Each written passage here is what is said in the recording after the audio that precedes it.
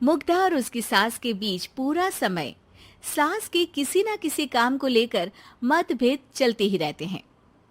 बहू, ओ बहू, जरा चाय बना दे। मुग्धा चाय लेकर आती है। ये लीजिए, और कुछ चाहिए? अरे नहीं, बस चाय पीने का मन था। जाओ, तुम दूसरा काम करो। चाय पीने के थोड़ी देर बाद सास दोबारा मुग्धा को आवाज लगाती है। अरे बहू रे, आओ बहू, जरा हलवा तो बना दे, मीठा खाने को मन हो रहा है। इसी तरह मुग्धा की सास पूरा समय कोई ना कोई काम बताकर उसे रसोई से बाहर तक निकलने नहीं देती। कभी चाय, कभी हलवा, कभी पानी तो कभी दूध, हर समय खाने को चाहिए और उसके लिए अपने हाथ पैर बिल्कुल नहीं हिलाने। परेशान किया हुआ है इन्होंने। सास की जबरदस्ती परेशान करने की आदतों से दुखी मुग्धा एक शाम सचिन के साथ अपने कमरे में बैठी हुई बात कर रही होती है। सुनो जी, मम्मी जी की ये जानबूझकर मुझे परेशान करने की फरमाइशों से मैं बहुत फ्रस्ट्रेट हो चुकी हूँ। पूरे दिन में एक सेकंड का आराम नहीं मिलता। रसोई से बाहर कदम रखती नहीं कि बहू ये बना दे, बहुरी वो बना दे। अरे इनकी फरमाइशें चलती ही रहती है। अरे मुग्धा, माँ खाने की शौकीन है, पर उम्र हो चली है, खुद खाना नहीं बना सकती, इसलिए तुमसे बोलती है। अरे तो शौक भी उम्र देख कर रखने चाहिए ना। समझ में नहीं आता, हर समय फेविकॉल का जोड़ लगाए सोफे से चिपकी बैठी रहती है। इतना सब डाइजेस्ट कैसे हो जाता है उन्हें? अरे तुम मेरी माँ से इतनी नफरत कैसे कर सकती हो? मैं उनसे नफरत नहीं करती जी, बस परेशान हूँ। जहां मुग्धा अपने पति से ये सब बोल रही होती है, वहीं उसकी सास भी कमरे के बाहर दरवाजे से कान लगाए सारी बातें सुन रही होती है और अगली दोपहर रसोई में मुग्धा के पास जाती है। बहू, आज ना मेरा कुछ मसालेदार खाने का मन है। तो चाय बना दूं? मुझे बहुत पसंद है। अरे ना, ऐसा कर लिट्टी चोखा बना ले। और हाँ, जितना मसाला बातों में मिलाकर पति को सुनाती हो ना, सब्जी में भी वैसे ही डाला करो, खाना स्वादिष्ट बनेगा। सास की बात सुनकर मुग्धा हैरान रह जाती है।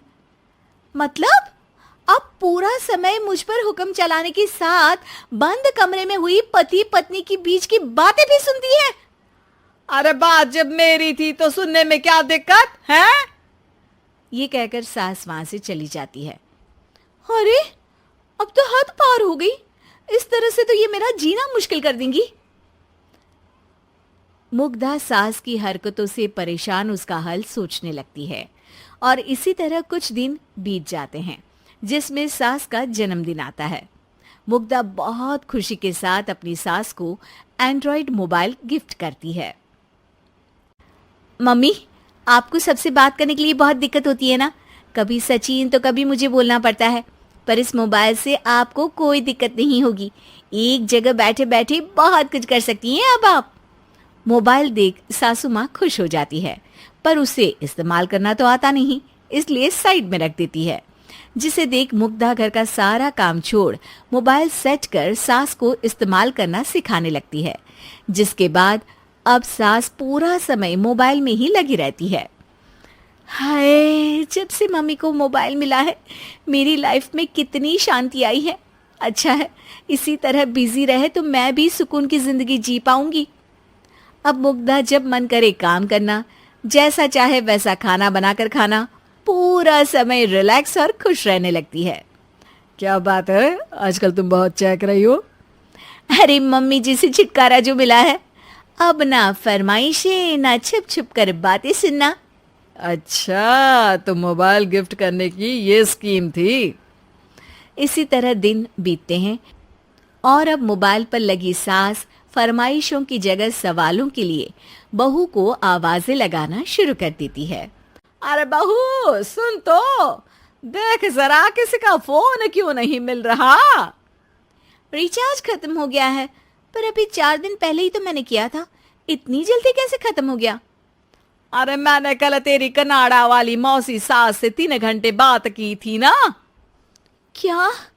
इतना महंगा तो मोबाइल भी नहीं आया जितना महंगा इसका रिचार्ज पड़ रहा है।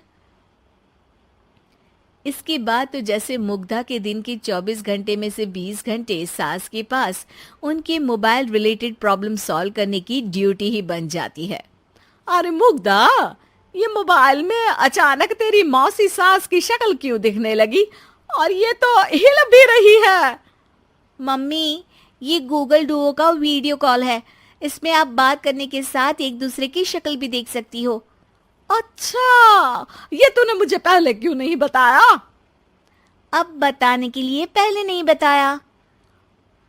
इसी बीच सचिन भी वहां आ जाता है और सास अपनी वीडियो कॉल में बिजी हो जाती है।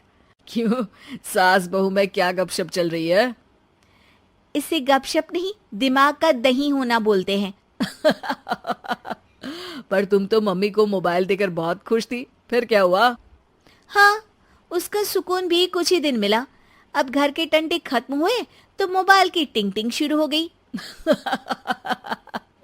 देखो भाई, कुछ पाने के लिए कुछ खोना तो पड़ता है। आखिर तुमने मोबाइल अपने फायदे के लिए ही तो दिया है, तो फिर सवालों के जवाब भी देने पड़ेंगे, क्योंकि जब तक उनके हाथ में ये फुंथरू रहेगा, तुम्हारी लाइफ में प्राइवेसी और सुकून रहेंगे। कहने का मतलब है अगर इससे प्यार बढ़े तो दाग अच्छे हैं। अरे मुझे पहले दिन से ही पता है मोबाइल किस मकसद से दिया गया है।